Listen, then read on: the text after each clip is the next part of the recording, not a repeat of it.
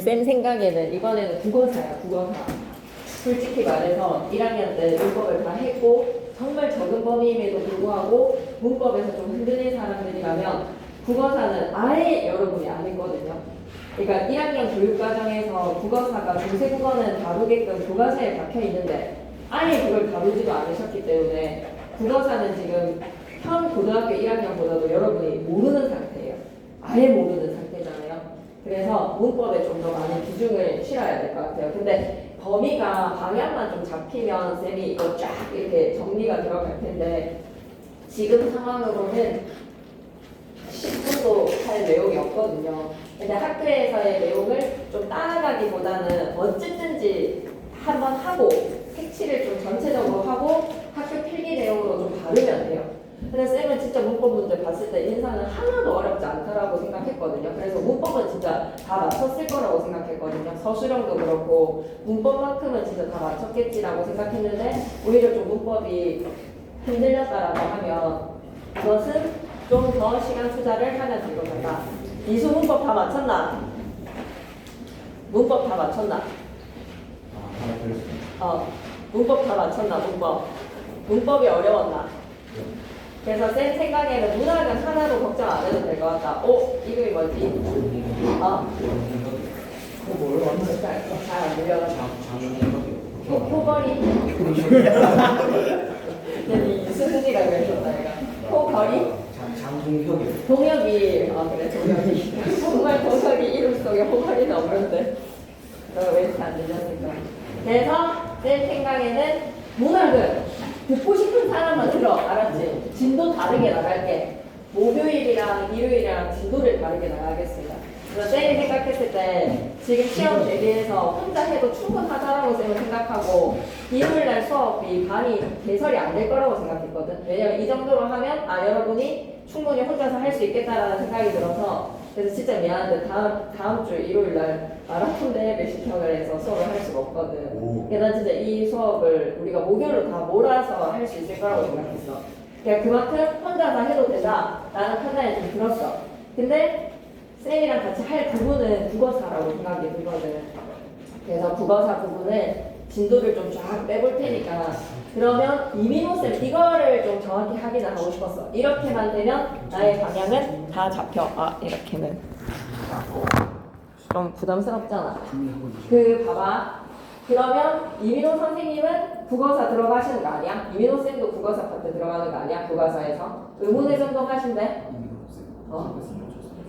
이병철 쌤의 상체부터 시작해서 담화의 그 부분이니까 이제 수능 특강의 엄매 부분으로 그걸 나가면 될 것 같거든. 오케이, 의견은 확실히 이해가 돼. 이제 그 부분을 고대 국어부터 시작하는 거니까 이해가 된단 말이야. 근데 이게 이민호 선생님도 이 파트를 하냐 안 하냐가 좀 쌤한테는 방향성 설정에 굉장히 중요한 정보인데 이민호 쌤은 어떻게 하실지를 잘 모른다라는 거네. 이민호 쌤이 한 번도 안 들어왔지 아직까지. 위중반. 빨리 얘기해봐봐. 이민호 쌤 와가지고 했는지 수행평가 안 내면 가실까? 뭔가 얘기를 하셨는데 안 돼. 문법 쪽으로 얘기를 하셨고 국어사가 어디 들어가는지 잘 모르겠어요. 국어의 변화. 국어의 변화는 의문 파트 다음에 지금 이 범위 그러면 국어사 한번 볼까 빨리 보면 알 겁니다. 오케이 알았어 잠시만. 맞아. 그래서 얘들아 쌤은 좀 그렇게 생각해. 문학의 비수 문제나 이런 거는 어차피 다 동일하게 실수를 하거나 그걸 맞추면 이제 완전 실수가 되는 거니까 이제 암기해야 되는 거에서 완벽하게 점수로 가져갈 수 있는 부분은 문법이고 쌤이 제일 많이 도와줄 수 있는 부분도 문법인데 그 문법을 좀 완벽하게 다 해놓으면 그래도 기중에서 따졌을 때 그래서 엄매라든지 막 이런 것들의 부분에서 그래서 목표는 문학이 어려울 수 있지만 문학은 어쨌든지 많은 작품에서 그냥 하나 랜덤이잖아요. 범위에서의 비중에서 그래서 많이 읽는 게 능사인 것 같습니다. 많이 읽고 한 작품에 집착해서 너무 많은 문제를 풀지 마시고 줄거리랑 스토리 대충 파악해놓고 한 딱 10문제씩만 푸세요. 그러고 나서 나머지의 시간은 문법에다가 할애를 했으면 좋겠는 게 이병철 쌤도 전체적으로 다 문법, 이민호 쌤도 전반적으로 다 문법. 그래서 제일 첫 번째 파트에서는 의문, 체계, 의문의 변동 여기까지는 달리신다라고 생각하는데 쌤 좀 세모 못할 것 같아. 지금까지 수업했었던 거랑 그리고 수행도 발표식 수업이 아니면 그냥 발표 안 하고 그냥 계속 진도 나가시는 거야? 발표한대? 발표하신대? 아, 발표 수업 아니다라고 하면 발표를 안 시키면 여기까지 가능할 것 같거든. 그러면 그 이전에서는 문장 성분 했던 거 기억나지? 주성분, 부속성분, 독립성분, 그리고 문장의 짜임새 기억나시죠? 견문장, 후문장. 그 파트 하고 나면 이제 문장 끝이 나거든요. 그러고 나서 이거 한다라고 하면 쌤 생각에는 이 단원의 문장까지 하고 나서 이거를 할게라고 해놓고는 그냥 빼실 것 같아. 그래서 이 단원 전체가 시험 범위가 될 것 같습니다. 이민호 쌤은 그래서 자료를 좀 준비를 해놓을게요. 그래서 이민호 쌤은 2단원 전체인데 3단원도 넣는다라고 말씀을 하시지만 왠지 못할 가능성이 높고 5-1을 할 거라고 쌤은 예상을 했거든. 이민호 쌤도 이벽재 쌤도 이번에는 국어사구나 이렇게 예상을 했는데 이민호 쌤은 국어사를 안 할 가능성이 되게 높을 것 같아. 그럼 이벽재 쌤이 국어사를 하시니까 어쨌든지 우리는 국어사도 해야 되고 얘도 해야 되고 이것도 해야 될 가능성도 높으니 무조건적으로 기준은 이번에는 문법이다라고 생각하시면 될 것 같습니다. 네. 그러면 이제 쌤이 좀 도와줄 부분들은 있는 것 같거든요. 문학이면 이제 여러분이 더 많이 읽으면 읽을수록 도움이 되지. 쌤이랑 여기 와가지고 소설 읽어주는 여자도 아니고 막 계속 읽는다고 해서 여러분 머릿속에 들어가는 것도 아니고 그래서 뭐 이게 될까 이런 생각이 들었단 말이야. 근데 문법이면 쌤이랑 같이 좀 정리하고 그 다음에 문법은 진짜 좀 쌤의 말을 믿어줬으면 좋겠는데 좀 1대1로 하니까 괜찮지 않았어요. 문법 확실히 혼자 쌤 이렇게 막 백말 쌤이 말로 설명하는 것보다 이의 제기하면서 개념이 이해 안 되는 걸로 쌤한테 공격하듯이 막 이렇게 이해를 보는 거에 대한 질문이 들어가는 거 훨씬 더 잘 이해되지 않았어요. 난 너가 점점점 문법이 되어가는 게 좀 느껴졌었거든. 그리고 나에게 문법을 좀 질문으로서 했던 사람들 좀 막판에 좀 더 했었어야 돼. 전날에 너무 벼락치기였었어. 민규는 좀 맞지? 그러니까 문법은 이렇게 하는 시간에서의 개념만 정리가 되시면 1대1 시간이 훨씬 더 1대1 시간 그게 훨씬 더 도움이 된다라고 쌤은 이항사 힘차게 외칩니다. 무조건 문법은 1대1 알았지? 개별 시간. 그래서 이 시간도 좋고 그 다음에 평일도 좋고 그래서 쌤이 좀 수업이 많이 정리가 되어서 김천고 1, 2학년 수업만 거의 메인으로 하면 되는 상황이라 개별 시간을 좀 많이 가질 수 있는 상황이 있거든요. 그러니까 개별 시간에서 그냥 모든 것들을 좀 해나간다라는 게 그게 더 맞다라고 생각이 들면 그 방식대로 좀 하시는 것도 맞다라고 생각이 듭니다. 여기 와가지고 기분 드는 것이 그렇게 막 썩 도움이 되지 않는다. 1대1 신청을 해주세요. 아시겠죠? 근데 일단은 문법이 새로운 부분이 나가기 때문에 전혀 들어보지 못한 부분이고 그리고 좀 쌤은 내심 기대를 했거든. 1학년 때 다 했던 내용이기 때문에 문법은 다들 좀 잘 맞췄을 것이다 라고 기대를 좀 내심 했는데 만약에 문법이 흔들렸다라고 하면 이 부분도 할 거는 있거든요. 좀 복잡한 내용이기도 하거든요 또. 그래서 이 부분도 좀 문법의 개념들을 잘 정리를 해보면 좋지 않겠나. 그래서 김진상 쌤은 갈래복합 8번부터 끝까지 11번까지 가실 것 같은데 지문 내용도 좀 괜찮은 것들이기도 하거든요. 그래서 오늘은 이왕기사 왔으니까 하고 목요일에는 바로 문법을 해놓을게요. 그래서 목요일날 문법 영상을 보내놓을 테니까 그 문법 영상으로 보든지 아니면 와가지고 아직까지 진도가 그렇게 느리지가 않으니까 엑기스만 문법은 진짜 엑기스 개념 정리를 하면 탁탁탁 이해하고 문제 풀고 문법은 무조건 문제빨 무조건 문제는 많이 풀면 많이 풀수록 되게 헷갈리는 부분들을 방지할 수 있기 때문에 그리고 쌤은 조금은 개별 시간 가질 때 시험지 가지고 와가지고 쌤한테 이렇게 틀렸다 이렇게 해서 착각이 됐다라는 거를 좀 보여주면 쌤이 어떤 부분들을 좀 보완해줘야 되는지를 그래도 좀 알 수 있거든요. 좀 잔소리를 할 수 있거든요. 그래서 시험지 보면 에이씨 뭐 공부를 많이 안 했는데도 이 정도로 쳤다 이런 느낌도 오고 하기는 했는데 너무 딱 끌어오를 지점에서의 좀 꺼졌다 벼락치기였다 막 이런 느낌들이 솔직히 좀 아프지만 진단을 하고 가야 되는 부분이지 않나라는 생각이 들어요. 그래서 문학을 잘 했다라고 하면 진짜 좀 오히려 더 헷갈릴 수 있는 부분들이 선지가 쌤은 좀 있었다라고 생각이 드는데 네, 된 거예요. 그 정도만 하면 돼요. 이번에 김진성 쌤의 문학 파트는 그 정도 선에서 나올 거니까 문법에 좀 신경을 많이 씁시다. 알았죠? 그래서 쌤은 진짜 문법은 개념을 계속 듣는 것보다 뭐 해라고 그 시간에 막 또 막 그 유대종 뭐 이런 거 그 유튜브에 엄청 많을 거잖아. 그걸 계속 문장 성분이든 국어사든 뭘 듣지 말고 그냥 읽고 그냥 바로 문제를 푸는 게 나아. 수능처럼 그냥 보기 박스만 주어줘도 무조건 다 풀 수 있기 때문에 제발 문법은 뭘 해야 되겠다? 문제를 풀어야 되겠다. 라는 말을 강조를 합니다. 문법 문제만 푸시면 진짜 다 괜찮다. 이번 시험에서 난이도는 문법이 제일 괜찮았다. 문법이 제일 풀만했다. 근데 좀 어려웠다라고 하면 좀 더 해봤다. 이번 시험에서 100점 나온다. 문법이 있기 때문에. 감나무 그늘 아래 들어가 볼게요. 엄청 쉬워요. 그래서 오늘은 좀 문학 해놓고 네. 자, 네. 정답이랑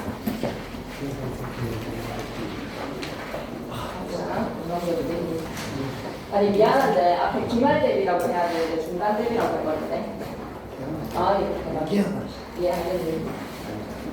중간고사의 성적을 다시 많이 한다라는 마음이 감나무 그늘 아래. 주말 대비 뭐요? 아? 주말 대비라고 써있는데. 그 얼른 그거 깜짝 놀랐어요. 중간 대비라고 하고 있는 해볼게. 별로 어려운 작품 아니고 괜찮은 지문들이거든. 김진원 쌤이 내일 출제 요소들이 있으니까 이거 해놓고 다음 시간부터는 문법 이거 교재 다 준비해놓을게. 2단원 그리고 5-1 맞춤으로 만들어 놓겠습니다. 시작해볼게요. 감나무 그늘 아래.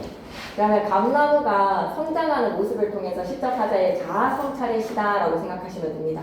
인생에서 성장과 성숙을 위한 노력을 하고 계시나요? 그런 것들에 대한 성찰적 메시지. 장대비를 맡고 있구나. 그래서 이 길잡이의 가장 핵심 포인트 장대비에다가는 시련.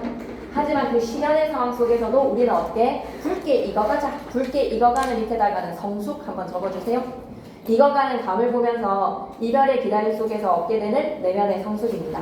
그래요. 이 이별의 기다림에다가 밑줄 한번 꺼주시고 상실의 아픔을 견디는 자, 그 속에서는 뭐가 찾아올 것이다? 내면의 성숙이 찾아온다. 내면의 성숙도 밑줄 하나 꺼주시고 그래서 다른 작품이랑 링크 걸고 이런 거 전혀 하지 말고 딱 그냥 이 작품만 10문제씩만 풀어놓으시면 되겠습니다. 문학은 한 계절을 견디면 그 땡땡했던 그 땡감이 푸르른 감이 홍시로 익어갑니다. 이게 자연의 모습이죠. 땡감이 홍시로 익어가듯 밑줄 한번 쭉 끄시고 위에다가는 자연사라고 적어줘. 자연사를 통해서 인간사를 말하고 싶은 것이니 시인은 사랑이 끝난 뒤에도 계속되는 그리움 쉽게 잊혀지지 않습니다. 그리움에다가 밑줄 끄시고 그리고 혹여나 다시 만날 수 있을까 기다려봅니다. 기다림에다가 밑줄 한번 꺼주시고 그 속에서 내 내면은 어때? 성숙해지죠. 자신을 성찰에다가 밑줄 내면의 깊이는 더해지네요. 감나무 그늘 아래에서 바람과 햇살, 새와 짐승의 움직임을 지켜보는 화자의 모습은 관찰의 대상들이 뭐야? 자연이야. 바람이 흔들어내는 햇살이 비추는 새와 짐승들의 움직임을 관찰을 합니다. 자연과 감정을 겹쳐보는 섬세한 시선으로 다가오는데요. 눈에 보이지 않는 감정들이 천천히 빛을 얻어가는 이 시의 흐름을 따라가면서 여러분도 사랑의 아픔을 경험한 적이 있나요? 중딩 때의 그녀를 떠올려보면서 이별의 아픔과 그리움, 기다림의 마음속에 지금의 나는 어떻는지를 한번 생각해보세요. 내면의 성숙이 찾아왔습니까? 이해의 배경으로 빠르게 한번 읽어볼게. 밑줄 한번 끄고 가자. 이별 후의 그리움과 기다림에다가 밑줄 쭉 넣으시고 살아가면서 겪게 되는 시련과 고난이 이 시적 화자에게는 사랑하는 사람과의 이별이었던 거야. 이별 후의 그리움과 기다림 밑줄 끄셨습니까? 그걸 자연사에다가 빗대어 표현을 할 텐데 감나무와 그 열매인 땡감에 빗대어서 표현한 작품이다. 빗대어에다가 밑줄 끄시고 꼭 기억했으면 좋겠어. 인간사를 자연사에다가 빗대어 표현을 한 거야. 고조관념의 자연의 이야기를 하지만 그 속에서 하고 싶은 메시지는 뭐다? 나의 이야기야. 인간사의 이야기야. 시인은 감나무 그늘 아래의 일상적 풍경을 되게 섬세하게 묘사를 하거든요. 이게 일련의 내용입니다. 밑줄 끌게요. 일상적 풍경을 섬세하게 포착에다가 밑줄. 근데 사랑이 끝난 뒤에도 나는 뭐가 남아있다? 그리움, 그리고 기다림의 마음, 감정의 흔적에다가도 밑줄.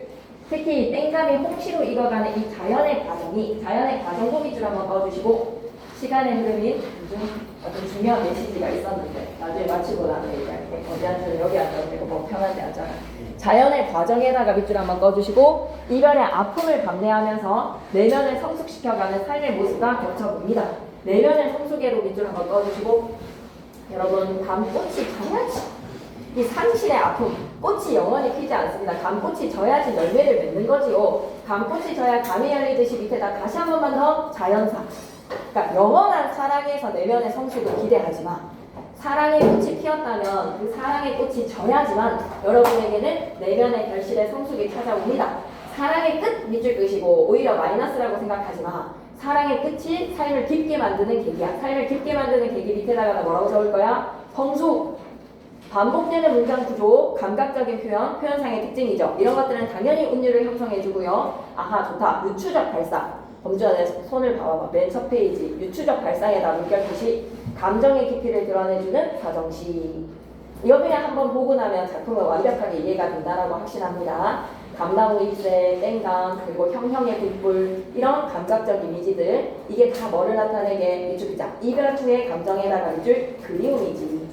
감나무 잎새와 땡감, 형형의 빗불이 곧 내면 성숙 밑줄 한번 넣어주시고, 어찌 바람불이랴, 그리움마저 사라지랴, 서리적인 표현을 통해서 서리법 동그라미 치시고요. 간절한 정서 플러스 감정을 강조합니다. 그래 그래 맞아보게 들어보게 나는 뭐뭐 해보게 말을 건네는 어투의 구어적 표현에 나가 밑줄. 굉장히 일상의 어투인 구어적 표현은 화자의 고백적인 태도와 친밀한 감정을 드러내거나 시상 전개 방식과 맥락 이해해봅시다. 감나무 그늘 아래에서 관찰로 시작하여서 자연물의 움직임을 통해서 이별의 정서를 암시하네요. 사랑이 끝났지만 그리움은 더욱더 커져서 주먹송이처럼 커갈 땡감들로 형상화됩니다. 기다림 속에서 내면의 성숙이 이루어지는 과정이죠. 밑줄 글자. 내면의 성숙이 이루어지는 과정에다가 밑줄 꼭 뭐가 있어야 된다고? 기다림의 아픔이 있어야 돼. 마지막에서는 기다림의 땡감이 익어가잖아. 형형 등불을 밝히는 홍시가 될 거야. 이별의 아픔을 딛고 삶의 환희와 성숙으로 나아가는 희망의 결말이더라. 전체적인 유추적 발상, 시간의 흐름에 따른 전개, 유사한 구조를 반복해서 주제심화. 엄청 쉬운 시야. 중학교 2학년 수준이라고 생각합니다. 읽는 순간 바로 이해가 되실 거예요. 감상하기의 감상 포인트는 여러분이 읽어보시면 되지 않을까. 그래서 바로 본문의 주석으로 들어갈게요.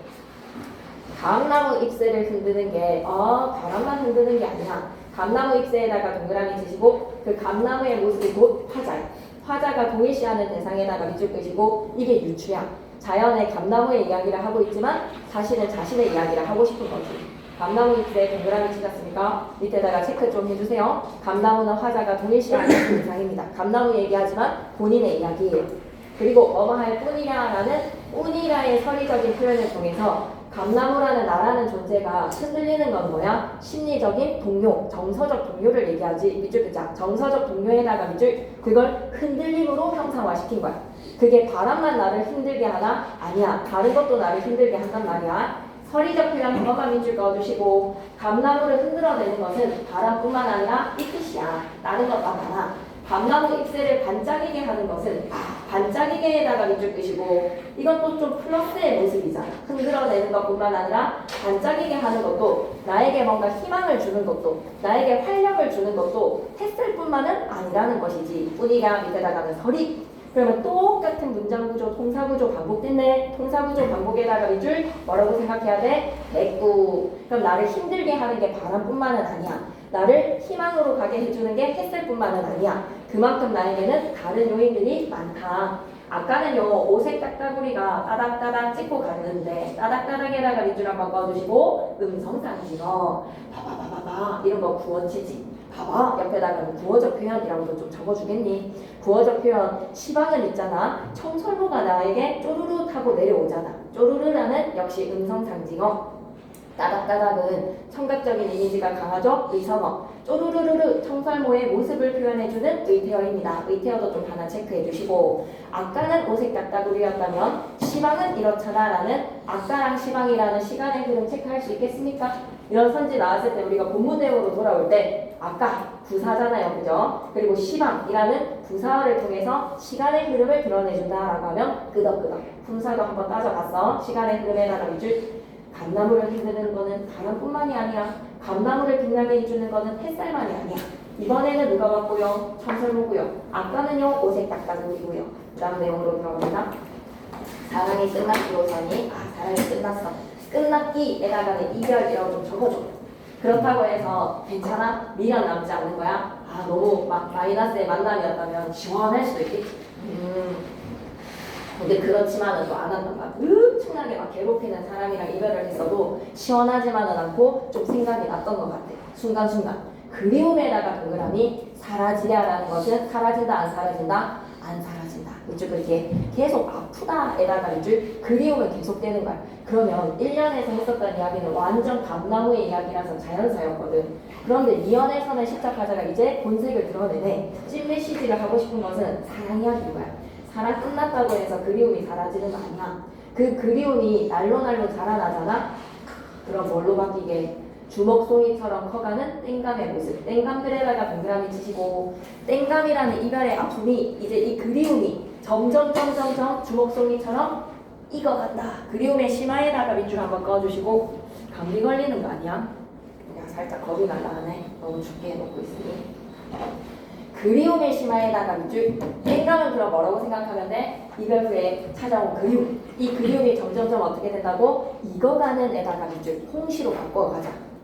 그러면 그리움이라는 눈에 보이지 않는 추상적인 관념적인 감정을 땡감이라는 구체적인 자연물로 표현했으니까 관념의 구체화 괜찮습니까? 추상적 감정의 구체화 괜찮습니까? 추상적 감정의 구체화에다가 밑줄 한번 꺼주시고, 커가는 땡감처럼 그리움도 익어가는 겁니다.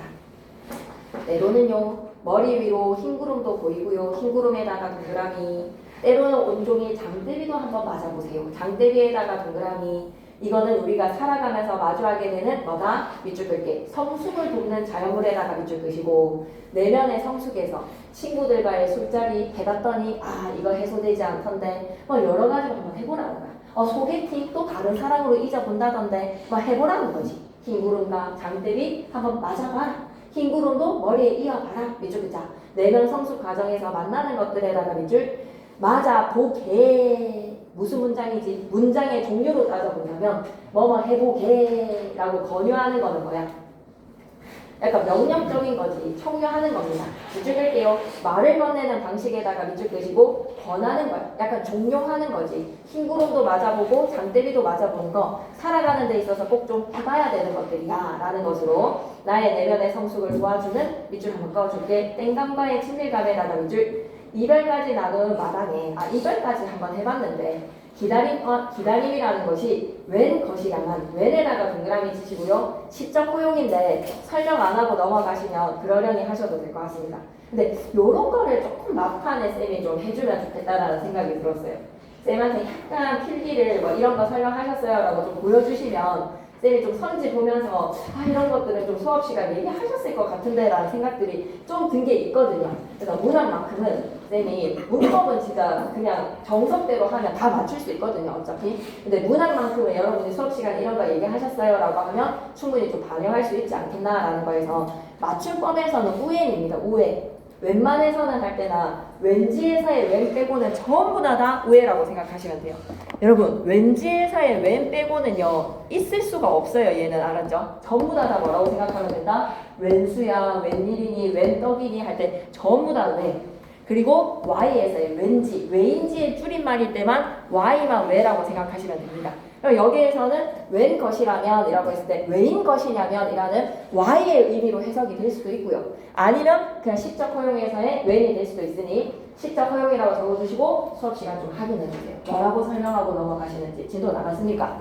네, 그러면 이렇게 고치라고 하셨습니까? 고치라고까지 안 하셨는데 일단 자기의 관점에서는 시적 허용일 것 같다고 말씀해 주셨어요. 나도 나의 관점에서도 이렇게 시적 허용을 이렇게 맞춤법 틀리지 않았을까? 시인이라고 해서 완벽할 수는 없으니까 맞춤법을 틀리지 않았을까라는 생각이 듭니다. 뭐 이걸 또 시적 허용. 그럼 시적 허용이라면 또 의도가 있어야 되죠. 그럼 의도로 막 생각했을 때 왜인이라고 해석하나라 왜인 것이라면 그리고 웬 것이라면 근데 굳이 그런 의도는 없었을 것 같아.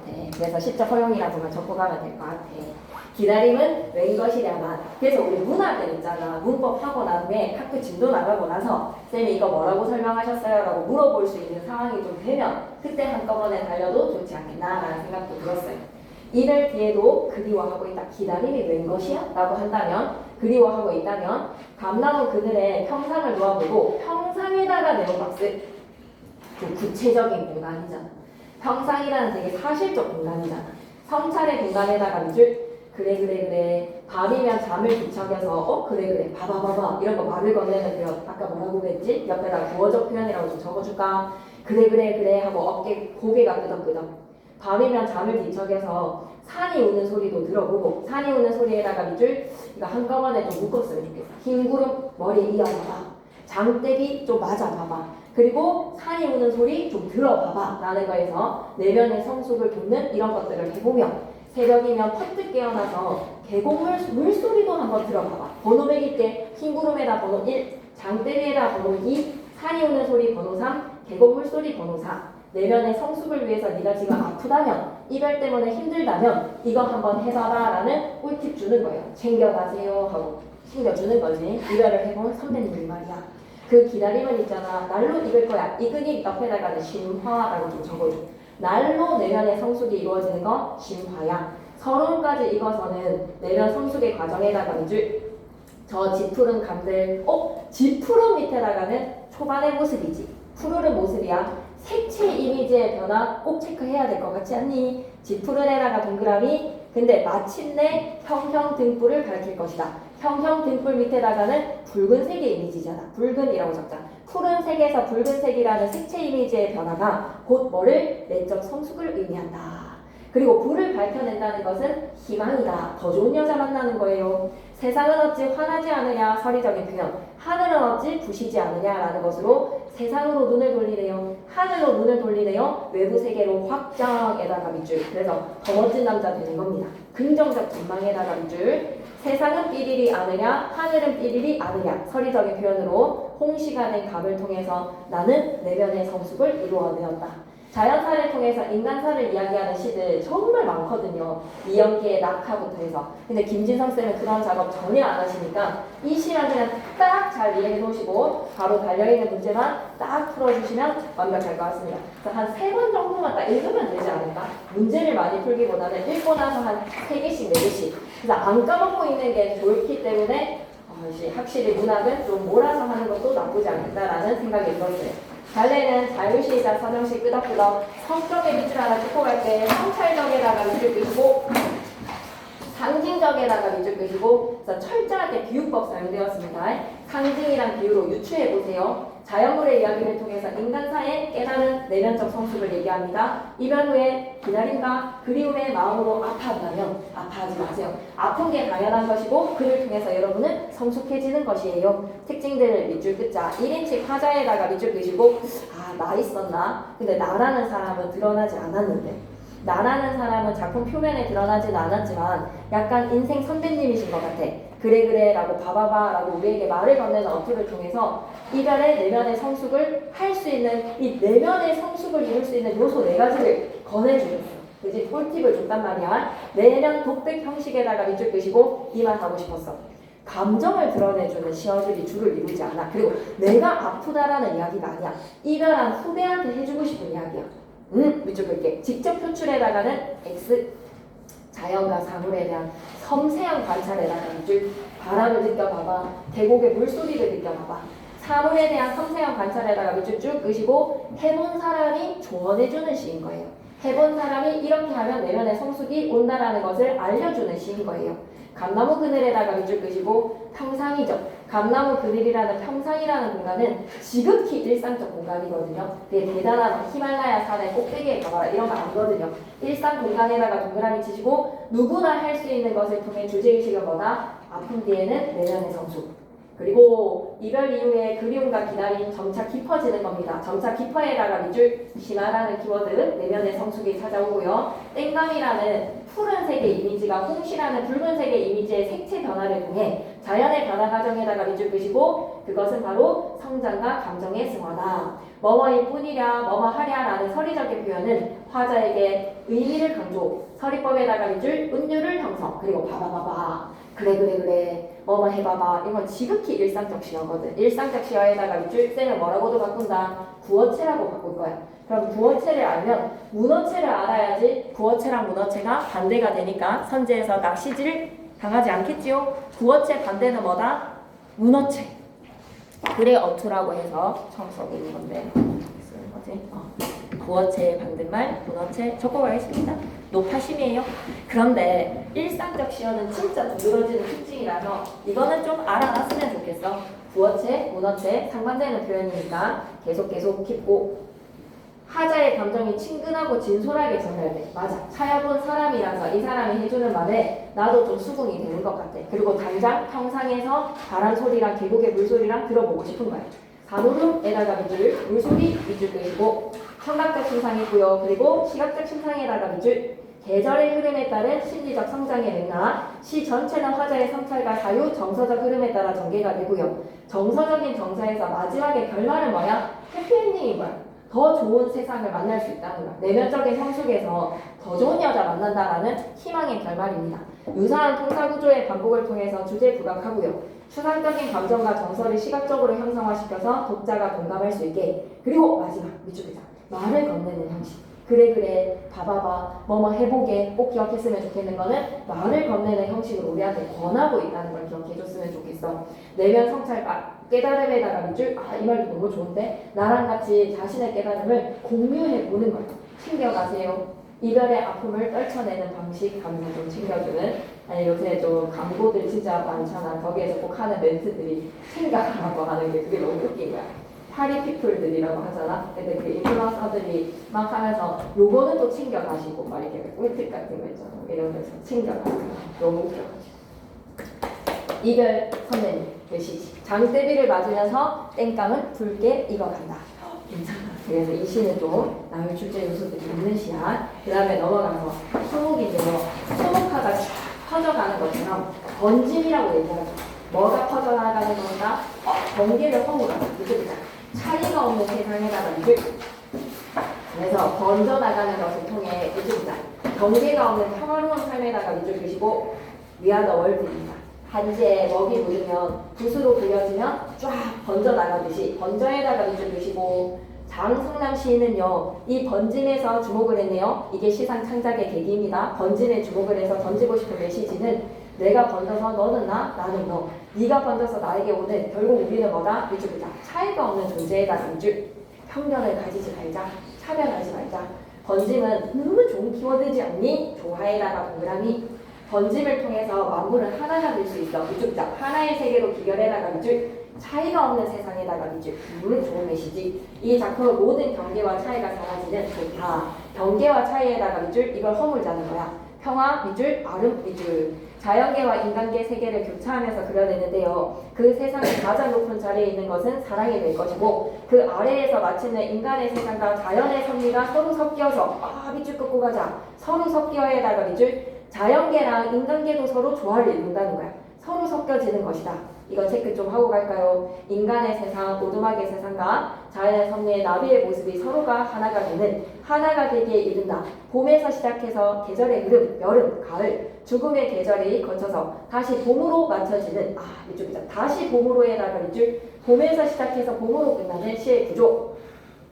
이런 거를 회기라고 하죠. 시작했던 계절로 다시 돌아오는 회기의 방식을 통해 경계와 차이의 사라짐을 갈망하는 시인의 바람이 투영되어 있습니다. 회기, 다시 돌아왔다는 거예요. 번져서 목련꽃이 여름이죠. 여름꽃의 상징, 목련입니다. 목련. 너와 나는 하나가 되지. 번져서 꽃이 이제 뭐가 될 것이고 꽃이 지고 나면 열매가 돼야지. 열매에다가도 동그라미 한번 쳐주소. 여름은 가을이 되고 번져서 음악은 그림이 되고 삶은 죽음이 되고 삶과 죽음은 하나라는 거예요. 상대적인 개념들이 다 하나로 섞이는 것이다. 늙음이 있으면 젊음이 있는 것이고 삶이 있으면 죽음이 있는 것이고 평화가 있다면 전쟁이 있는 것이고 다 상반되는 희망이 있다면 절망이 있는 것이고 저녁은 밤이 되지요. 번져서 오두막이라는 인간 세상에 나비라는 자연의 섭리가 찾아옵니다. 그렇게 하나가 되지요. 번짐이라는 메시지가 주제입니다. 밑줄 긋게. 핵심 시어에다가 밑줄 긋이고 존재와 존재의 경계와 차이가 있다면 이 키워드가 제일 중요한 것 같아. 경계의 동그라미, 차이에다가 동그라미. 그거를 없애서 우리 이름으로 동화를 만들자. 동화에다가 동그라미, 조화를 이루자. 또 좋은 키워드, 교감에다가 밑줄, 포용에다가 밑줄. 그래서 이거 진짜 100% 이거는 좀 낼 수밖에 없어. 시어들 관계 정리에다 별도 3개. 요거만 좀 잘 이해를 해줘. 목련꽃이 번진다, 여름. 너와 나가 번지어서 하나가 된다.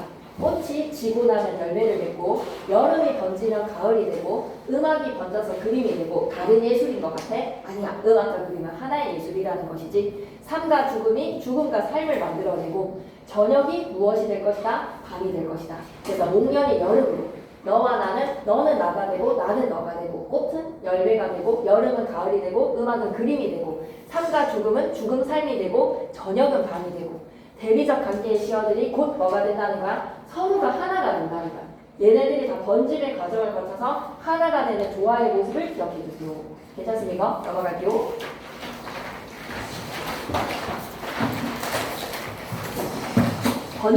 번져야 살지. 번진다라는 것은 경계를 넘어서 스며들자. 스며들면서에다가 밑줄 그시고 우리가 잘 사용하는 말이라서 좀 친숙한데. 그리고 번져야지 사람이지 라는 거에서 사랑을 이루는 수단이 뭐다? 번지는 거, 스며드는 거. 목련은 여름이 될 거야. 나와 너는 하나가 될 것이고 꽃은 열매가 되고 여름은 가을이 되고 음악은 그림이 되고 삶은 죽음은 삶이 되어서 저녁은 밤이 되어서 오두막에는 나비가 날아올 거야. 본문 내용으로 들어가겠습니다. 번짐을 계속 던지거든요. 시상에서의 시작이 번짐이고 마지막도 번짐입니다. 각 연의 시작도 번짐입니다. 그래서 번짐에다가 밑줄 쉼표도 때리면서 키워드 빵 때려주는 거잖아. 주목하라는 거야. 핵심 시연하는 거야. 수목화의 형태와 색채에다가 밑줄 끄시고 이 시는 번짐이라는 것이 바로 뭐다? 주제의식이다. 그래서 번져가는 것이 하나가 되는 것으로서의 조와 공감에다가 밑줄 한번 꺼주실까요? 목련꽃이 번지면 뭐가 될 것이고 여름이 됩니다. 봄이 지나가면요. 목련꽃 밑에다가는 봄, 그래서 여름이 되고요. 봄이 끝이 아니라 여름으로 이어진다라는 계절의 순환에다가 밑줄 끄시고 계절의 지속과 연속성, 계절의 연속성에다가 밑줄 너는 내게로 번져서 어느덧 내가 되고 나는 다시 내게로 번진다에다가 밑줄 현재 시제의 생동감, 조화의 일체감 또 이연으로 가자. 번져야지 살 수가 있어. 번져야 살지에다가 밑줄 생명력 유지를 위해서는 번져나가자. 꽃은 번져서 열매가 되겠지. 여름은 번져서 가을이 되겠지. 이 어이들의 시어들의 관계를 기억해 주셨으면 좋겠습니다. 성장과 결실로 가자고. 번짐, 음악은 번지면 그림이 되고 음악과 그림의 연결관계 삶은 번져서 죽음이 된다. 밑줄이자. 삶은 번져서 죽음이 된다에다가 밑줄 죽음도 역시 뭐다? 삶이 밝혀지는 것. 이런 건 좀 역설이라고 생각해도 되겠지. 어떻게 사는 것이 죽는 것이고 죽는 것이 어떻게 사는 것입니까? 라고 하면 그만큼 말하는 거야? 순환이라는 거야. 밑줄이자. 삶과 죽음의 순환적 구조에다가 밑줄 끄시고 죽음에 대한 긍정적 인식 밑줄 한번 꺼주시고 그래서 저녁은 번져서 밤이 됩니다. 저녁과 밤은 다른 것이 아니다. 하나다. 넘어가서 마지막 양 갈게요. 번져야지 사랑이지에다가 밑줄 그리고 문장 구조가 똑같아. 7, 8행, 12, 13행 동일한 구조의 반복으로 조화와 포용의 원리를 얘기하고 싶습니다. 차이와 경계를 허물어라는 메시지를 전달하고 싶습니다. 산기슭이라는 오두막 한 채 인간들의 삶의 공간이죠. 오두막에다가 동그라미, 인간의 삶에다가 밑줄, 거기에 나비 한 마리가 찾아오네요. 나비 한 마리에다가 동그라미, 봄의 나비가 찾아왔으니 자연의 섭리에다가 밑줄. 그래서 좀 이거는 체크해야 돼. 지금까지 했었던 이야기는 다소 메시지야. 목련꽃이 여름이 된다는 둥, 삶이 죽음이 된다는 둥, 좀 추상적인 메시지에 대해서 막 전달했단 말이야. 근데 마지막은 있잖아. 정경묘사야? 정경묘사로 시상을 마무리에다가 밑줄? 이런 거는 선지에서 얼마든지 나올 수 있어. 정경묘사로 시상 마무리에다가 밑줄? 선정의 후경이다라고 얘기하기에는 조금 아쉬운 면도 있지만 이것만큼은 명확하다고요. 마무리는 뭐로? 정경으로 얘기하면서 마무리. 정경묘사로. 그래서 인간이 사는 집에 나비 한 마리가 찾아왔다는 것은 봄이 찾아왔다라는 거야. 그래서 좀 어거지네요 라고 생각해도 기억해야 되는 메시지. 밑줄 끄자. 오두막에서 나비 한 마리가 찾아왔어. 밑줄 끌게. 인간과 자연의 조화에다가 밑줄. 인간과 자연도 차이가 없다. 경계가 허물어졌다. 그러니 밑줄 끄자. 무라일체의 동화로 마무리. 오두막에 나비 한 마리 날아왔지. 정경묘사로서 전달하고 싶은 메시지는 뭐라고? 무라일체. 그리고 호적지고 내가 나비의 꿈을 꾸는 것인지 나비가 내 꿈을 꾸는 것인지 경계를 구분 지을 수가 없구나. 그래서 장자의 호적지몽에다가 밑줄 한번 넣어주시고 이런 철학적인 메시지입니다. 내가 지금 살아가는 게 나비라는 존재가 이 삶을 꿈꾸고 있는 것인지 아니면 내가 나비 꿈을 꿈꾸는 것인지 경계는 허물어졌구나. 무엇을 통해서? 번짐을 통해서. 갈래는 자유시자 서정시 끄덕끄덕 굉장히 철학적인 메시지를 던지고 있네요. 철학적에다가 밑줄 호적지몽 장자 사상입니다. 번짐이라는 것은 곧 조화다. 모든 경계의 차이가 사라진다면 평화와 아름다움이 있을 것이니 전형적인 인식에서 벗어나서 이분법적 사고죠. 밑줄 끌게요. 정형적 인식에다가 밑줄 끌고 이분법적 사고. 삶과 죽음, 살아있네, 나, 너, 라는 이분법적인 상대성으로 대상을 인식하지 마라. 삶과 죽음, 절망과 희망, 전쟁과 평화 이렇게 두 가지의 상대적인 개념으로 이해하지 말고 평화가 있으니 전쟁이 있는 것이고 희망이 있으니 절망이 있는 것이고 모든 것은 하나로 경계를 허물어라. 경계의 차이가 사라지는 평화롭고 아름다운 세상. 자, 저형적인 인식에서 벗어납시다. 이쪽 거좀 순환과 연속성에다가 미줄 것이고 가을이 오고 겨울이 오고 다시 봄으로 회귀입니다.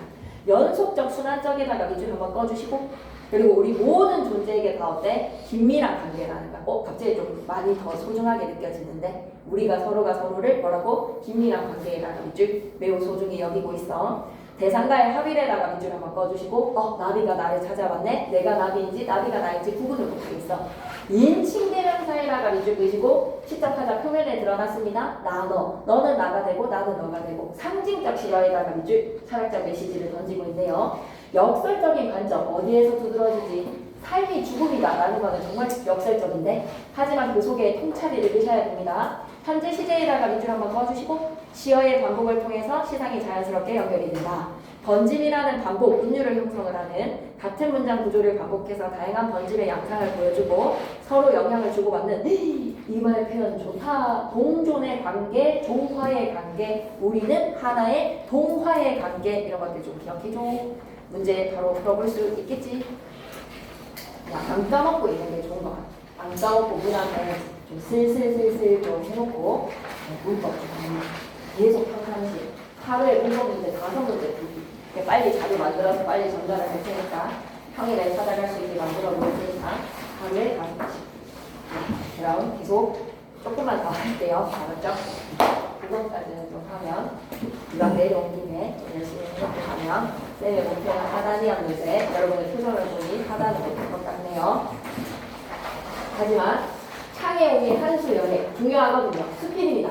고전 수필 정말로 어렵다. 그래서 이 부분만큼은 좀 잘 보고 가자.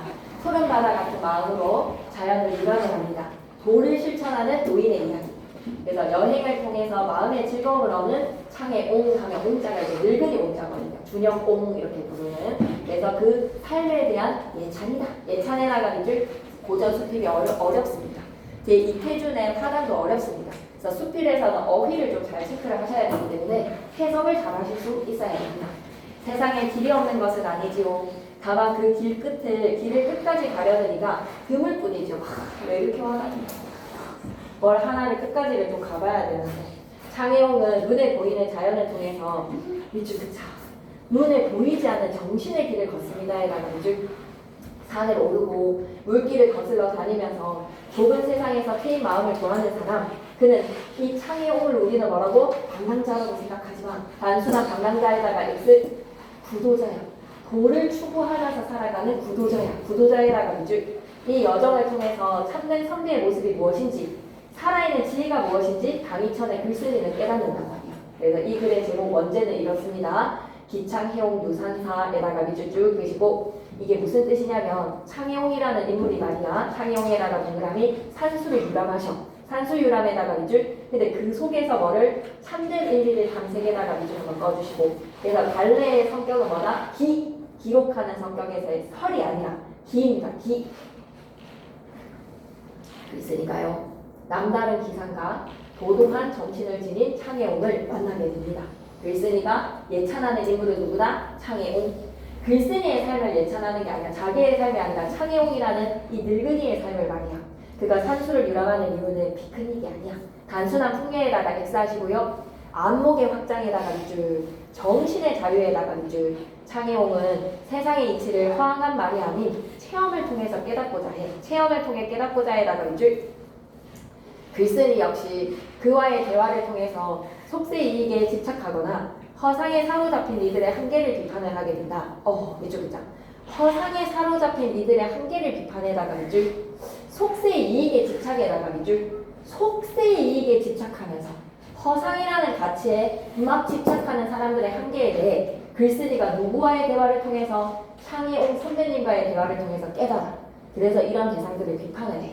이 작품은 산수 여행을 통해서 요것만 하고 보내줄 테니까 웃으면서 하자. 도를 실천하다. 조금만 진짜 바로 했네. 시 진짜 짧은 거 하나만 딱 더 해도 될 것 같고 일단 이거를 좀 제대로 한번 해보자.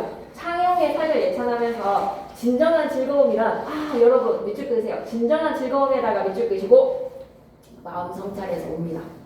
영남 출신의 창의홍이요. 경상남도 사람입니다. 글쓴이를 찾아오게 되고요. 와 외모가 비범해. 비범한 외모에다가 밑줄, 언행에다가 밑줄, 매력쟁이야. 그래서 푹 빠진단 말이야. 창의홍은 정신과 시야를 넓히기 위해서 산수유람에다가 밑줄, 전국의 명산을 누린 여정을 들려주는데 근데 유산기라는 기록도 남깁니다. 유산기에다가 밑줄 한번 꺼주시고 근데 읽어보니까 그 글이 너무 꾸밈이 없어. 자연스러워. 깊은 감정을 다루고 있는 거야.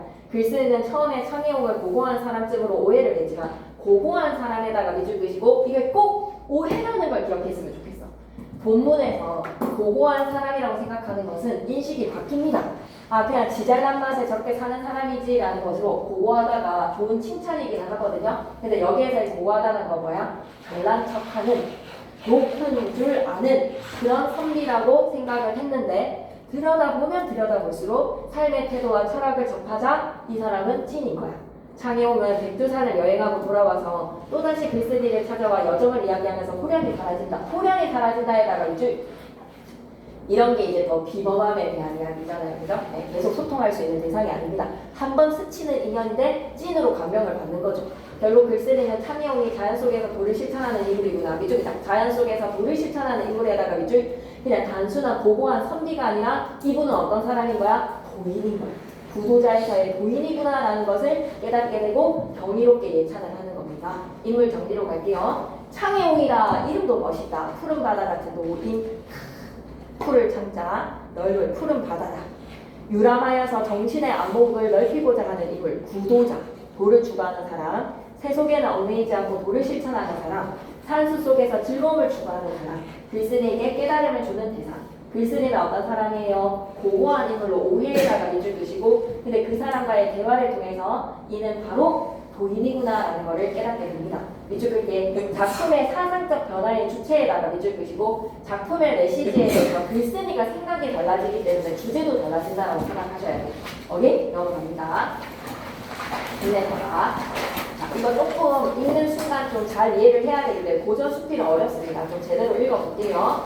창의홍이랑 첫 만남했지 비범한 인물에다가 동일함이 그래서 이 비범한 외모에서 경계심에다가 밑줄 일단은 좀 간을 봐야 되잖아. 경계심에다가 밑줄 그리고 창의홍의 산수 유람 이야기와 유산기를 제시를 하는 것으로 철학적 의미에다가 밑줄 유람이라는 것을 나는 단순히 피크닉이라고 생각하지 않아. 철학적인 작업이야 라는 것으로 안목의 확장과 정신의 자유를 위해서 피크닉을 떠나시는 거구나 라는 것을 깨달았어. 그래서 글쓴이가 창의홍을 다루는 대하는 인식이 바뀌어. 밑줄 긋게 진정한 선비의 자세에다가 밑줄 도를 추구하라는 거야. 고고한 인물의 삶이 아닌 신념을 지키는 거에서 뭐를? 도를 추구해야 되는 거야. 삶의 도에 대한 성찰. 창의홍의 백두산 유람 후 재방문 나를 다시 찾아오셨어. 그래서 창의홍은 언행일치의 사람인 거야.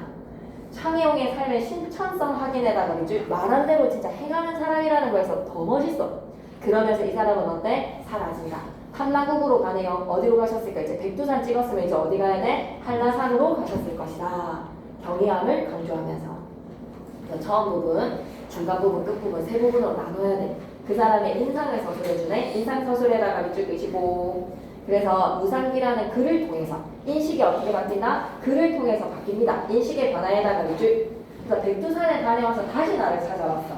그러면서 와 진짜 언행일치다. 말하는 대로 실천하는 사람이구나 라는 감명을 받고 아마 탐나로 가셨을 것이야 라는 예찬과 감탄으로 마무리. 감상하니 이제 본문 내용 가는데요. 창의홍의 산수여행 감상 포인트는 요겁니다. 처음에서의 첫 부분의 외양묘사에다가 밑줄 끄시고 비범하다라는 독자의 관심 유도에다가 밑줄 다시 한 번만 밑줄 끌까 이인다운 풍모에도 밑줄 한번 꺼주시고 정신과 시야에 대한 창의홍의 발언은 정신이 막히면 속이 답답하고 세상 구경이 협소하면 시야가 좁아진다. 밑줄 끄자. 세상 구경이 협소하면 시야가 좁아진다에다가 밑줄 끄시고 맞아 얘들아. 근데 진짜 우물한 개구리가 되면 안 되는 것 같아. 시야가 좁아지면 세상 구경이 협소하구나. 내가 너무 김천에만 있구나라는 생각이 들고 이렇게 하죠. 부곡동에만 있구나라고 생각하시고 신흥동에도 맛집 많거든요. 그리고 KTX역 주변까지도 한번 뻗어나가 봅시다. 알았죠? 맛집을 찾으러. 여행의 목적이 안목 확장이다. 안목 확장에다가 밑줄 끄시고 안목을 확장하는 것은 뭐야? 도를 실천하는 거야. 도를 실천하는 존재에다가 밑줄. 그래서 산수유람을 어떻게 하셨는지 쭉 열거를 합니다. 창의홍이 전국 명산을 유람한 경로를 나열을 하죠. 유람의 범위와 지속성을 통해서 실천적인 삶을 강조를 한다. 열거법에다가 위주를 두시고 오케이. 그 다음 장으로 넘어가봐. 그래서 내가 이런 책을 썼어 하고 자신이 기록한 유산기를 주면서 확 인식이 바뀌어. 꾸밈 없이 즉흥적으로 쓴 글이거든. 즉흥적 쓴 글에다가 위주, 진정성에다가 위주.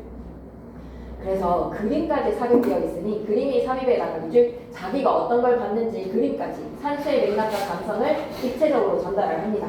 그래서 위주 보자. 정사의 자연스러운 흐름 그리고 시각적 이미지. 좋았어. 그래서 글쓴이가 유산기를 읽는 순간 이 사람 그냥 선비로서 고고한 인물일 것만 생각했는데 고고한 인물에다가 밑줄 끄시고 도를 깨닫고 참된 선비로 밑줄 끄시고 하살표를 좀 해줘. 고고한 인물에서 도를 깨닫는 참된 선비의 상으로 생각이 바뀌었어. 인식의 전환이야. 백두산 유람하고 나서 나를 다시 찾아왔다라는 거에서 말한 대로 실천하는 사람이구나.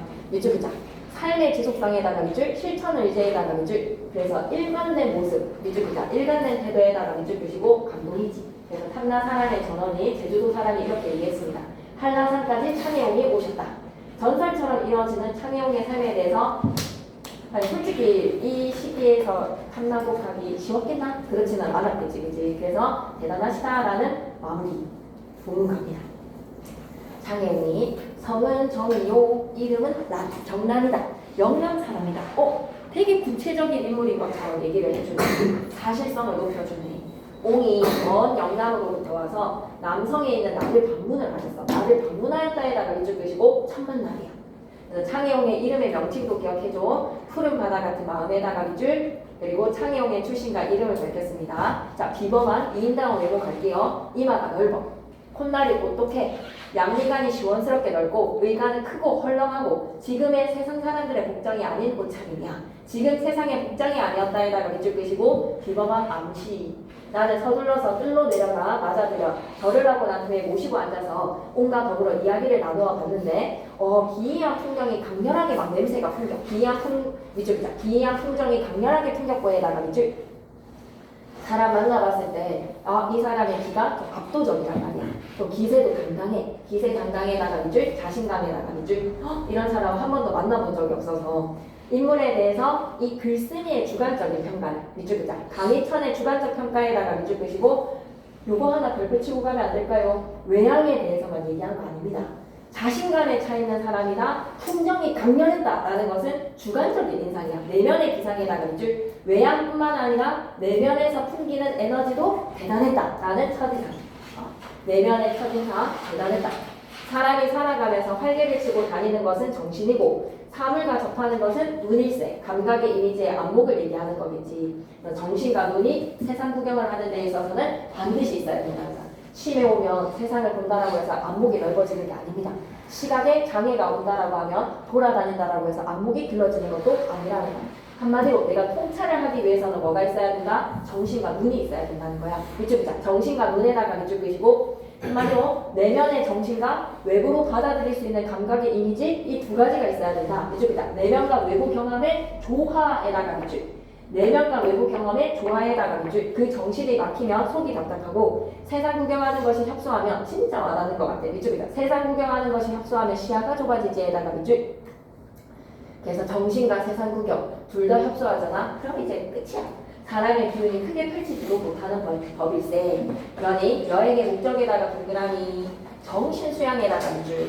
늙은이의 눈으로 이 인간 세상을 사는 자들을 바라봐봐. 겨우 진흙구덩이의 지렁이나 새우젓 속에 등등의 것들에 불과해. 진흙구덩이의 지렁이에다가 밑줄 끄시고 새우젓 속에 등에다가 밑줄 끄시고 한마디로 어떤 존재들이라고 생각해야 되는 거야? 속인들인 거야. 마음이 어때? 간장종지야. 좁은 속인들에다가 밑줄 끄시고 시야가 좁은 사람들, 간장종지 같은 사람들을 비판을 하는 겁니다. 그 말에 나는 이렇게 대꾸해보네. 선생님 말씀이 너무 심하신 거 아닙니까? 너무 거침없이 그런 거 인정하기가 어려워요. 주장에 대한 반박에다가 밑줄. 원래 크게 깨달아서 이 사람한테 매료되는 거는 처음부터 가스라이팅 당하는 게 아니야. 그 사람의 말에 대해서 이의를 제기하고 그 사람의 말에 대해서 반박에 은발가락이 내밀어질 때 그 사람의 언행일치로서 혹은 그 글로서 매료가 되는 거지. 자, 기억해주세요. 처음에는 오해가 있었습니다. 고고한 선비다. 주장에 대한 반박에다가 밑줄. 그러자 선생께서는 이렇게 말을 이어가네요. 자네가 마땅히 알아야 할 게 있네. 세상에는 추자가 하는 말을 인간의 사고로는 헤아릴 수 없다고 하면서도 기둥군의 눈을 뜨고 빨려 들어가지. 추자라는 사람 어떤 사람이겠니? 추자에다가는 마이너스 표시를 좀 명확하게 해줘. 추자에다가는 마이너스. 이 사람이 하는 그 떠벌내리는 그 말이 헤아릴 수 없는 말이라고 생각하고 매도당한다는 말. JLS 뭐 이런 사람이 내가 예수다 이렇게 했을 때 그 사람이 허황된 이야기를 하는 것에 대해서 사람들은 있어 보인다라고 생각하는 거야. 영혼이 가난한 사람들은. 그러나 허황한 세계를 추측하느니 존재하는 세계를 찾아가는 것이 낫고 말을 과장하여 하느니 안목을 크게 넓히는 것이 낫다라는 것이야. 그럼 추자 같은 사람은 뭘 한다는 거야? 허황한 세계를 추측에다가는 마이너스. 그걸 하지 말고 뭐다? 아씨 산수를 가라는 거야. 백두산 쪽 올라가 보고 그리고 뭐 탐나무에서 한라산도 가보고 존재하는 세계를 찾아가는 것에다가 밑줄 끄시고 플러스 이걸 하라는 거야. 말을 과장에다가 밑줄 그어서 마이너스 이걸 하지 말고 뭐야? 일단 시야를 넓히라는 거야. 안목을 크게 넓히는 것에다가 플러스 좀 팔다리를 움직여 밖에 나가서 새로운 것 좀 봐라는 것이 창의용의 메시지입니다. 거기 그러면 추자는 마이너스 표시 좀 해주시죠. 파란색에다가 마이너스 비판의 대상에다가 밑줄 추자를 따르면 안 돼. 왜? 추자는 관념적인 형이상학적인 이야기만 하고 있단 말이야. 허황된 세계 이야기만 하고 말만 그럴듯하게 과장하고 있단 말이야. 그러니 해동의 나라가 좁기는 하지만 조선이요. 내가 볼 수 있는 한 힘을 다하면 나의 정신을 넓게 트이게 할 수 있는 데 있어서는 조선 정도만. 막 중국까지 안 가도 된다는 거야. 러시아까지 올라가지 않아도 됩니다. 그렇게 피부색이 다른 사람을 만나야지만 내 안목이 넓혀진다? 아니야. 조선만으로도 충분하니까 조선을 여행이라고 밑줄이자. 여행을 통해 정신도 넓은 시야를 가질 수 있다에다가 밑줄 쭉 끄시고 정신을 넓게 트이게 하기 위해서는 뭐다? 조선을 돌아다녀라. 이 늙은이가 30이 되었을 때 청노새 한 마리, 아이 중 하나, 보따리 하나, 이불 한 채. 아 진짜 소박하다. 그지? 여긴가 뭐라 그러지? 단순하게 출발해다가 밑줄 그렇게 길을 나섰대. 30살이 되었을 때. 남쪽으로는 낙동강까지 내려왔네. 경남까지가 아니야. 덕유산, 속리산까지 갔어. 월출산을 오르고 지리산을 엮어왔고 서로는 있잖아. 대동강을 굽어보고 동쪽으로는 와 태백산과 소백산 구경을 해주고 단발령을 넘어서 금강산 2번 갔대요. 그리고 바닷가를 따라서 지금 여기 영남지방까지 돌아왔다는 거야. 금강산까지 가서 말이야. 여행했던 곳에다가 밑줄 끄시고 열거. 야 지금 여러분이 못 간 지역도 많지 않아? 내 쌤은 좀 다 가보기는 한 것 같은데 여기에서는 금강산 못 갔다. 고3 때 갈 수 있는 기회가 있었는데 실패를 했지. 노무현 대통령 때 잠시 금강산의 길이 열렸었거든요. 근데 친구한테 뺏겼지. 창의용이 여행했던 곳 제시에다가 밑줄 한번 그어주시고 오직 북쪽의 백두산과 남쪽의 한라산에만 아직도 창의용의 족적이 없단 말씀이야 라는 거는 아직까지 못 가본 곳이 2곳이야. 허나 이 늙은이는 아직 이 말 너무 멋있지 않아? 노쇠하지 않았어? 에다가 밑줄 쭉 끄시고 더 가릴 수 있다는 자신감. 2다리로 갔을 텐데 와 진짜 대단하다. 그러면서 유산기의 책을 꺼내줍니다. 왜 그러셔요? 라는 거에서 뭐에 대한 반박이었지? 선생님 말씀이 너무 이 속인들에 대해서 비판을 했단 말이야. 시야가 좁은 사람들, 그냥 자신의 세상이 다라고 생각하는 우물한 개구리들에 대해서 진흙구덩이에 지렁이고 새우젓 등에라고 얘기를 하는 거에서 새우젓 속에 등에라고 까는 것에 대해서 말씀이 너무 형이 너무 지나친 거 아닙니까? 라고 얘기를 하니까 아니야 나 이렇게 다녀봤어. 그리고 나 아직 늙지 않았어 라고 얘기를 하면서 책 한 권을 준 거야. 자 봐봐. 산수여행을 기록한 유산기란 말이지. 자기의 여행이 단순한 여행이 아니고 안목을 넓히는 통찰의 시간이었다라는 것을 상세히 기록해준 밑줄기자 증명하는 자료에다가 밑줄. 무너진 담장 아래 깎아지르는 듯한 벼랑 밑에서 피곤해 지쳐서 실적에 등불을 밝히고 나무 껍질을 벗겨서 생각나는 대로 가볍게 써 내려간 글이었어. 그의 글은 꾸미기를 일삼지 않고 정사가 뛰놀아서 구애를 받은 데가 없었어. 또 그림이 중간에 섞여 있었는데 자세하게 얘기하지. 산의 맥을 찾고 물길을 따지면서 깊이를 헤아리고 먼 거리를 돌떴기에 명백하여서 속이 시원하였다. 밑줄 기자. 창의용이 쓴 유람기의 특징에다가 밑줄. 나는 앉은 자리에서 일어나서 다시 말씀을 올렸어. 책을 보고 창의용에 대한 예를 갖추는 나. 밑줄 기자. 예를 갖추는 나에다가 밑줄 싹 바뀐 거야. 긍정적 인식으로 바뀜에다가 밑줄. 이제 멘트 가자. 그 말씀이 너무 심합니다 선생님 이렇게 얘기를 했다가 선생님 그 말씀이 너무 심합니다 라고 얘기했다가 더럽고 시끄러운 세상에 평범한 인간이다. 나 자신이 더럽고 시끄러운 세상의 평범한 인간이라가 밑줄 끄시고 자기 자신을 이렇게 겸손하게 이르는 거야. 선생님을 제대로 알아보지를 못했네요. 처음에는 선생님을 남과 어울리지 못하는 밑줄 끄자. 고상하게 구는 분에다가 밑줄 끄시고 밑에다 고고한 선비. 그냥 남이랑 어울리지를 못하니까 한마디로 자발적 아싸라서 저렇게 산에나 다니지라고 생각했는데 장애웅을 잘못할 뻔했습니다. 선입견과 편견에다가 밑줄 끄시고 자발적 아싸로 여행이나 다니는 그런 사람이다라고 생각을 한 거지. 근데 이제 선생님 알겠습니다. 선생님은 인싸 중에서도 인싸인데 통찰을 위해서 뭐야? 자연을 택하신 거야. 뜻이 크고 기계가 있어서 밑줄 끄. 뜻이 크고 기계가 있어서에다가 밑줄. 그래서 세상을 훌쩍 떠나는 거야. 그렇게 논의는 본인 아니십니까? 옛사람 아닌지요? 존경과 감탄의 표현에다가 밑줄. 진정한 선비로 인식에다가 밑줄. 쉬는 안 할게. 이것만 하고 마칠게. 선생을 뵙고 나니 허둥지둥 세상을 출입하여서 조그마한 이해를 보기만 하면 아하! 밑줄 끄자. 세상을 출입하여 조그마한 이해를 보기만 하면에다가 밑줄. 여기에서 이해를 뭐라고 생각해야 돼요? 이익과 손해라고 적어주시고 요만큼의 이익과 손해에 대해서 황급하게 제 갈 길을 잃어버리는 세상 사람들 다시는 감히 선비라고 하지 못하겠습니다 라는 거에서 선비라는 사람은 뭐다? 조그마한 이해에 집착하면 돼 안 돼? 세속의 이해에 집착하면 돼 안 돼? 안 된다는 거야. 그래서 이해를 보기만 하면 황급히 제 갈 길을 잃어버리는 세상 사람들 세상 사람이 되다가 마이너스. 그걸 우리는 선비라고 표현하면 된다 안 된다? 안 된다는 거야. 당신을 보니까 세속의 이해에 대해서 집착하는 사람들이 얼마나 진흙구덩이에 지렁이인지가 느껴지는군요. 선생님의 비판의 메시지가 이제 이해가 됩니다. 한 해 남짓 지나서 한밤중에 우리 집 문을 두드리는 사람이 있었는데 다름이 아닌 한 해 남짓에다가 시간의 경과, 시간의 흐름 다시 찾아왔어요. 꼭 좀 기억해줬으면 좋겠어. 책 주고 나서 감동해서 헤어졌어. 선생님한테 완전 인식 바뀐 거야. 그러고 나서 1년 한 해 남짓 지나고 나서 똑똑똑 창혜용이 나를 찾아왔다.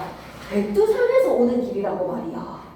내게 오가는 길에 험난함, 유럽에서 겪은 이 풍부한 사연, 산골짜기와 바위부의 기이한 경치, 구름과 안개 초목의 온갖 변화 이런 것들을 다 얘기해 주셨지. 다 왔어. 난 진짜 5분만 기록할게. 밑줄 끄자. 경문과 감상에다가 밑줄 끄시고 다 왔어. 금강산이래. 백두산이 알았지? 백두산을 이렇게 보고 온 거야.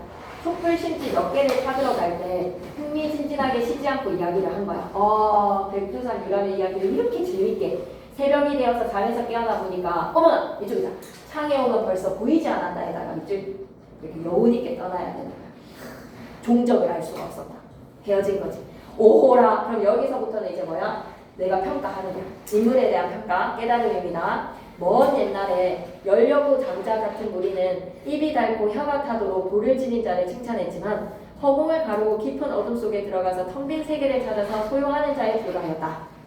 오라에다가 밑줄 한번 꺼주시고 감탄사에다가 밑줄, 경이감에다가 밑줄 한번 꺼주시고 여러부 장자 꼭 좀 체크했으면 좋겠어. 앞에 추자 플러스야 마이너스야? 마이너스야.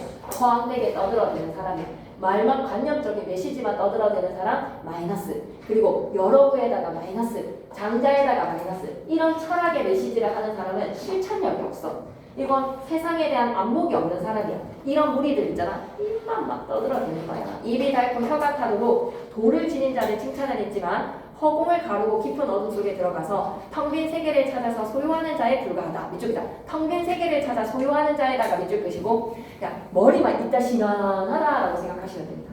머리에 관념만 이만큼 차가지고 실천을 하지 않는 사람이라고 생각하시면 되겠어요. 그러니까 한마디로 방구석 여포 막 이런 느낌. 방구석에서만 키보드 워리어 이런 사람들 맞죠? 왜 이렇게 키보드로만 막 하고 싶은 이야기만 떠들어대는 사람. 그런데 그들이 하는 일은 반드시 기계하고 그들의 지향은 반드시 제멋대로여서 봐봐. 기계에다가 밑줄 끄시고 여러부랑 장자를 기계하다라고 얘기해. 그리고 제멋대로에다가 밑줄 끄시고 성인을 따르는 사람들이 모두 배척한다. 성인에다가는 플러스 표시. 왜냐면 장자가 성인이라고 생각할 수도 있잖아. 여러분 시험 문제 풀 때 장자는 성인의 패거리에 들어가는 사람으로 착각을 할 수가 있지 않습니까? 공자, 맹자, 자자 붙이면 좀 존경의 표시인데 추자 해서 성인이라고 생각하면 큰일 난다. 여러분랑 장자랑 추자는 마이너스, 성인에다가는 플러스. 괜찮습니까? 네. 계속 할게. 우리 성인께서는 마음으로 얻은 것에 즐거움을 준다는 사실을 그들은 어째서 듣지 못했을까? 그들은 누구를 나타낸다? 그들에다가 별표 3개, 추자, 여러부, 장자 할 수 있겠습니까? 이건 좀 시험에 낼만 한 거라고 생각이 들거든요. 네, 오늘은 이거 하나만 좀 제대로 전달이 되고 괜찮은 시간인 것 같습니다. 성인께서는 마음으로 얻은 것을 즐거움에 둔다. 이게 성인의 메시지. 성인은 마음으로 얻은 것을 즐거움에 둔다. 근데 그들, 추자나 여러분한 장자는 입만 떠들어대고 있다. 그래서 번호 1, 육아 사상의 핵심으로 상해용이 추구하는 건 뭐야? 인생이 즐거워요. 여행 가니까 너무 즐거웠잖아요. 수학여행. 표정들이 좋더라고요. 사진을 보니까. 상해용이 추가에다가 밑줄 그시고 그들에다가 마이너스 한마디로 허황된 도를 따르지 마라. 허황된 도를 따르는 무리들에다가 가로로 묶으시고 그들이 누구나 추자, 여러분, 장자. 근데 우리는 실천적 도를 따르는 삶에다 가로로 묶으시고 글쓰기 창해용. 창해용께서 그걸 보여주신 거예요. 진실로 마음의 즐거움을 즐거움으로 삼는다면 공자와 안현이 즐긴 것이 무엇인지도 알 수 있을 거다. 아, 공자님께서 즐기셨던 게 무엇인지도 알 수 있대. 미축자. 공자와 안현이 즐긴 것에다가는 또 플러스 표시해 주시고. 네, 이것도 우리가 마음의 즐거움. 여러분 마음이 즐거워야 되겠네요. 그것은 뭐다? 시야를 안목을 넓혀라. 그러나 굳이 돈은 제각기 같지 않으니 제가 좋아하는 것을 추구할 뿐이라고 하지 않으셨던가. 밑줄 긋자. 제가 좋아하는 것을 추구할 뿐에다가 밑줄. 너무 좋다 얘들아. 도라는 것이 꼭 산수를 유람을 해야 되는 거야 라고 하면 좋아하는 거 추구하면 안 돼. 그러면 창해용의 즐거움은 뭐였던 거야? 산수 유람에서 얻은 것이야. 헤아릴 수 없구나. 마음의 즐거움을 얻는 방법은 다양해. 방법은 다양해다가 밑줄. 수학 문제를 풀면서 즐거울 수 있습니다. 창해용은 산수여행으로 마음의 즐거움을 얻은 겁니다. 산수여행으로 마음의 즐거움에다가 밑줄. 여러분이 좋아하는 것은 무엇인가요? 창해용에 대한 경이감. 근래에 창해용에 근황이 소식이 도착했어. 탐나에서 온 사람이 하는 말을 들으니까 어떤 늙은이가 있잖아. 지팡이에 짧은 베옷을 입고 남해 바닷가에 서 있더래. 아, 이는 분명히 반드시 창해용일 것이다. 창해용일 것이다. 에다가 밑줄. 영탄과 여운의 표현으로 마무리. 전설 같은 인물로 동적을 알 수가 없었다는 것으로 마무리를 짓는니 저 인물에 대한 마음의 끄덕끄덕. 이제 한번 꺼주시죠. 산수유람에다가 밑줄. 안목의 확장과 그의 실천. 갈래는 동격인생, 오전 수필. 창해용의 이야기였습니다. 철학적 메시지. 산수여행의 진정한 의미는 뭐다? 안목을 넓혀라. 그러니까 한마디로 속세 이익에 집착하지 마라. 1인칭 주인공 시점에다가 밑줄. 내가 창해용을 만난 이야기. 조선 후기 전국의 명산을 배경으로 이런 데를 조선 후기 때 다녔다니. 대단하다. 두 다리로만 간 거잖아. 그지? 실존 인물입니다. 실존 인물에다가 밑줄. 대화를 통해다가 밑줄. 아, 인식의 전환. 고고한 성비에서 구도자라는 인식으로 바뀌었다. 그리고 직접 인용에다가 밑줄. 창해용이 한 말 그대로 전달하기. 고사 인용에다가 밑줄. 고사 인용은 누구 했으니까? 여러분. 그 다음에 추자, 장자. 오케이. 그리고 창해용과 여러분 장자는 어떤 사람들? 이 사람들은 관념, 혀로만 얘기를 한 사람. 이건 딱 기억했으면 좋겠는데. 요거 표현 하나만 딱 찾자. 너무 좋아서 딱딱. 허황한 도를 따른다. 밑에다가 적고 가겠습니다. 허황한 도라고 적을게요. 창해용, 여러분, 장자는 허황한 도. 하지만 창해용과 나는 어때? 실천적 도. 나는 따르겠다. 말미의 전언과 영탄적인 표현, 인물의 예찬과 여운을 강화시키는 요. 그래서 쌤은 그렇게 생각합니다. 이 달려있는 문제들 좀 연습용으로 잊을만 하면 조금씩 푸고, 잊을만 하면 조금씩 푸고. 그리고 나는 문제를 풀 시간이 못 풀었다 라는 사람은 수능 특강 문제만 푸셔도 된다라고 생각이 들어요. 수능 특강 문제만 푸시고 살짝 변형시켜 놓은 것만 하시고 많이 읽어서 기억에서 잊히지 않는 것이 중요하다고 생각해요. 문학을 기억에서 잊히지 말자. 그래서 쌤은 이렇게 시험 대비를 하도록 하겠습니다. 목요일이랑 일요일이랑 일단 진도를 다르게 나갈게요. 알았죠? 그래서 목요일에는 바로 문법을 나가고 일요일날 왔을 때 근데 진짜 미안하게도 그러면 쌤이 한번 물어보고 싶은 거는 토요일날에 하고 갈까? 아니면 일요일날에 이거 토요일날 할까? 토요일날 하면 이제 시간을 이동을 하면 나오는 게 좀 힘들지 않으면 토요일날 하고 인생 첫 마라톤을 하고 오겠습니다. 토요일날 수업을 이동을 해볼까요? 그러면 일단 여러분의 의견을 좀 들어볼게요. 알았죠? 그래서 이 무조건 다음 주 회복 아니에요? 다음 주 외박이가 야 나 진짜 힘이 날싸할 것 같아. 이 얘가 그러면 잘 다녀보고 각자가 좋은 시간을 보내고 그러면 그거 뭐냐? 갔다 올게. 어쨌든 목요일에는 문법을 나가 놓을게요. 그럼 그 전에 책을 들고 가야 되겠죠. 책을 들고 여기에서 전달을 하겠습니다. 그럼 책 들고 가가지고 요거 하고 문법을 좀 잘해봅시다. 오케이. 그리고 그냥 내가 학원 와서 뭘 하는 게 좀 잘 안 맞다. 이것만 잘 가져도 될 것 같아요. 영상으로 뭐 하겠다라고 하면 질문만 싹 모아가지고 이것만 잘 해도 될 것 같습니다. 개인의 시간을 가지는 것도 찬성이니까 쌤이 수, 목, 금, 토, 일 다 되거든요. 그러면 오늘은 여기까지. 알겠습니다. 책 만들어서 전달할게요. 알았죠? 외박이라니 너무 좋다. 잘 다녀와.